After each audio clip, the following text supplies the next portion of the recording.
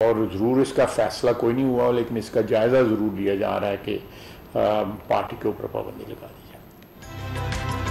حکومت کا تحریک انصاف پر پابندی کا جائزہ لینے کا اعلان، پابندی کا فیصلہ ہوا تو معاملہ پارلیمنٹ میں لائیں گے۔ وزیر دفاع کی پریس کانفرنس۔ عسکری تنصیبات پر حملہ عمران خان کا آخری حربہ، جلاؤ گھیراؤ منصوبہ بندی سے کیا گیا۔ عمران خان نے ریاست کی نظریاتی و دفاعی احساس پر حملہ کیا، سیاسی مقاصد کے لیے فوج کو فریق بنا لیا۔ خواجہ آصف کا پی ٹی آئی پر بھارت کے مفادات کے تحفظ کرنے کا الزام۔ تحریک انصاف کے فارورڈ بلاک بنانے کی تیاریوں میں تیزی، جنوبی پنجاب سے متعدد رہنماؤں کا تحریک انصاف چھوڑنے کا امکان۔ جہانگیر ترین نے لاہور میں ڈیرے ڈال لیے، سیاسی دفتر بھی قائم۔ جہانگیر ترین سے 20 سے زائد اہم شخصیات کی ملاقات۔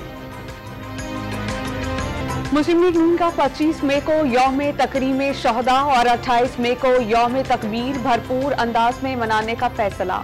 تحریک انصاف کے مزید رہنما عمران خان کا ساتھ چھوڑ گیا، ملتان سے سابق ایم پی اے سلیم اختر رابر میں پی ٹی آئی کو خیر بات کہہ دیا۔ 9 مئی کے واقعات کی بھرپور مذمت، یہ خان سے بھی پی ٹی آئی کو دھچکا، مقامی رہنما قیوم حسام نے پارٹی کو الوداع کہہ دیا۔ آزاد حیثیت سے علی امین گنڈپور کے خلاف الیکشن لڑنے کا اعلان۔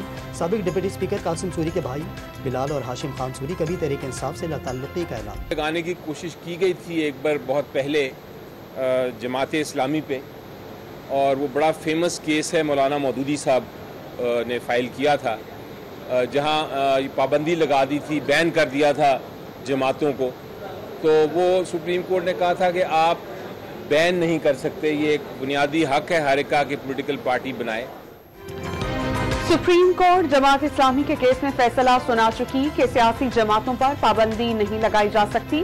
وکیل تحریک انصاف علی ظفر کا خواجہ آصف کی پریس کانفرنس پر رد عمل، واضح کیا کہ توڑ پھوڑ کسی بھی فرد کا انفرادی عمل ہو سکتا ہے، پارٹی سے کوئی تعلق نہیں۔ 9 مئی کی ہنگامہ رائے کی تحقیقات میں بڑا انکشاف، حساس تنصیبات پر حملوں کا منصوبہ مبینہ طور پر 8 مئی کو زمان پارک میں تیار ہوا۔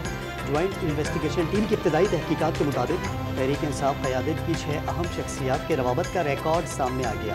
یاسمین راشد، حماد اظہر، محمود الرشید، اعجاز چودھری، اسلم اقبال اور مراد راس بلوائیوں سے مسلسل رابطے میں جی ایچ کیو پہنچنا ہے، جی ایچ کیو ٹھیک ہے۔ نکل آئی ہوں کیونکہ میم کول نکلی ہوئی ہیں، تو میں نکل آئی ہوں۔ تو اب میں نے تجھے صرف یہ بتانا تھا، فیض آباد وغیرہ میں آدمی جا رہے ہیں، جی ایچ کیو کی طرف میم کول نے کہا ہے کہ آنا۔ جی ایچ کیو پر حملہ، پی ٹی آئی کے خواتین رہنماؤں کی مبینہ آڈیو سامنے آ گئی۔ آڈیو لیک میں تحریک انصاف کے رکن پنجاب اسمبلی فرا جی ایچ کیو پہنچنے کا پیغام دے رہی ہیں۔ ایمرجنسی کا پیسہ جو ہے وہ x checker Pakistan government Pakistan کے اکاؤنٹ میں آ رہا تھا، یہ اوور اینڈ ابو 460 بلین سے اوپر پیسہ تھا، یہ ایڈجسٹمنٹ کا پیسہ نہیں۔ کرپشن کا سب سے بڑا بینیفٹ اٹھایا، سب سے زیادہ پیسہ اس پرٹیکولر کیس میں بھی، باقی کیسز کے علاوہ بھی کمایا اور کھایا اور دندناتا پھر رہا ہے، وہ ہے فیض حمید۔ 190 ملین پاؤنڈ کیس میں کرپشن ڈھونڈنا کوئی راکٹ سائنس نہیں، پورے معاملے کے ماسٹر مائنڈ فیض حمید ہے۔ اس کیس میں سب سے زیادہ کرپشن سابق فیض حمید نے کی۔ سابق پی ٹی آئی رہنما فیصل واولا کا بڑا دعویٰ، فیض حمید کی باقیات سینٹ دائیں اور بائیں میں بھی موجود ہیں۔ کچھ زہریلے سانپ جلد عمران خان پر ملبہ گراتے نظر آئیں گے۔ نیب پیشی کے بعد میڈیا سے گفتگو۔ 7 رکنی بینچ بنا ہی نہیں تو 3-4 کا فیصلہ کیسے ہو گیا؟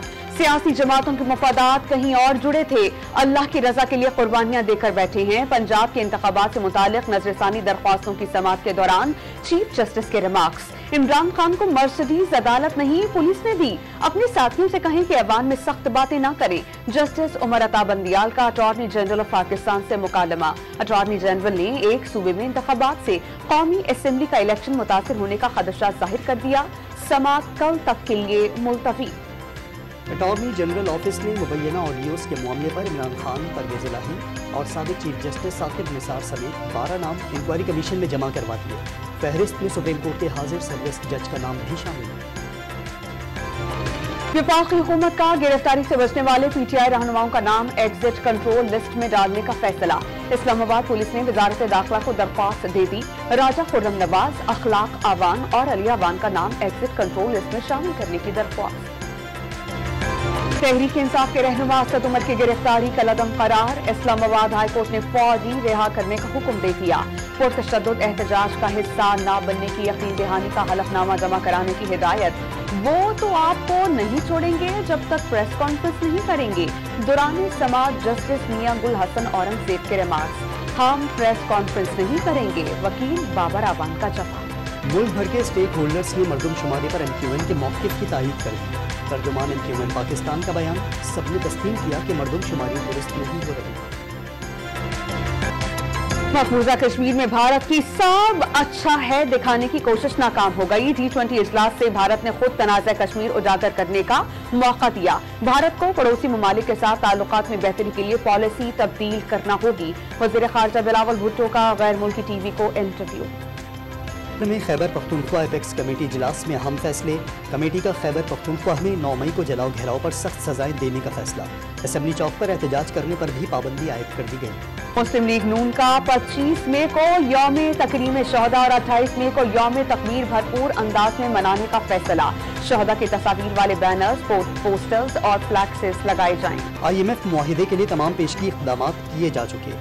पाकिस्तान को डिफॉल्ट का कोई खतरा नहीं। वज़ीर ख़ज़ाना साख्दार का FBR में तकरीब से खिताब। वज़ीर आज़म मुआइना कमीशन के अफसरान को हुकूमती मंजूरी के बगैर एग्जीक्यूटिव अलाउंस दिए जाने का इंकशाफ। इक़्तिसादी राबता कमेटी का एग्जीक्यूटिव अलाउंस के लिए कमीशन को फंड्स देने से इनकार। डॉन न्यूज़ ने ECC के हालिया इजलास की अंदरूनी कहानी हासिल कर ली। सिंध में सैलाब की रोकथाम के मंसूबों पर बातचीत के लिए एशियाई तरक्याती बैंक का वफ़द 30 मई को पाकिस्तान का दौरा करेगा। वफ़द की विफाकी और सूबाई हुकूमतों से मुलाकातें होंगी। महकमा आबपाशी सिंध से दरिया के हिफाजती बंदों की रिपोर्ट पेश करने की हिदायत। मेगा मंसूबा K4 मुकम्मल हुआ नहीं। वापडा ने K5 मंसूबा पेश कर दिया। हब डैम के ज़खायर को बढ़ाया जाएगा। गुंजाइश बढ़ने से हाइड्रो पावर जनरेशन के जरिए बिजली पैदा की जा सकेगी। मंसूबे के तहत लियारी, केमाड़ी और क्लिफ्टन को हब डैम से यौमिया 50 मिलियन एकड़ फीट इजाफी पानी मिल सकेगा। सेनेट की कायमा कमेटी बराए एविएशन की ज़िली कमेटी ने मशकूक लाइसेंस पर मुअत्तल पायलट्स के असर-ए-नौ इम्तहानात की सिफारिश कर दी। कमेटी ने पायलट्स के क्लियर लाइसेंस बहाल करने की भी सिफारिश कर दी। पाकिस्तान की तारीख में पहली बार आर्टिफिशियल इंटेलिजेंस पॉलिसी मुतारिफ। 7 ममालिक ने 2017 से AI कवानीन और पॉलिसीज अपनाई। वज़ीर इंफॉर्मेशन टेक्नोलॉजी ने कौमी आर्टिफिशियल इंटेलिजेंस की तरक्की मुआशी मुस्तक़बिल के लिए नागुज़ीर करार दी। उससे सस्ते तेल का पहला जहाज 27 मई को ओमान की बंदरगाह पर लंगर अंदाज होगा। छोटे जहाज़ों के जरिए तेल जून के दूसरे हफ्ते तक पाकिस्तान पहुँचाया जाएगा।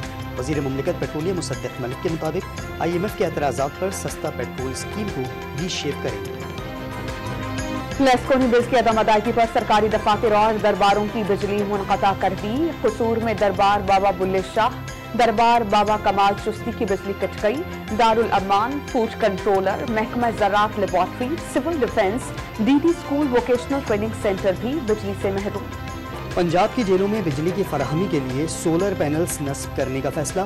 सूबे की 22 जेलों में मंसूबे का आगाज जुलाई में शुरू होगा, जो 6 माह में मुकम्मल किया जाएगा।